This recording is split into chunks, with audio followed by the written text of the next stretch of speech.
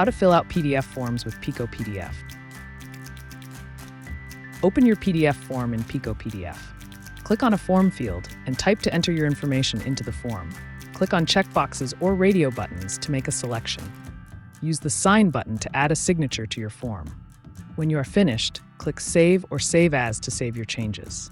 Continue watching for more details on how to fill out a form in PicoPDF. To fill out a form using PicoPDF, start by opening the PDF form. Click the Open button on the toolbar or drag your file onto the main window. Once your form is open, simply click on a text box and start typing. Enter your details as required and use the formatting options below the main toolbar to adjust the font style, size, and color for better alignment with the form. If your form includes checkboxes, simply click them to insert a check mark or X mark.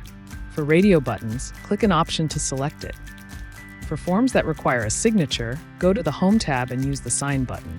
Once you are finished, save your file using the Save or Save As button in the toolbar. For more PicoPDF tutorials, visit the address shown on your screen.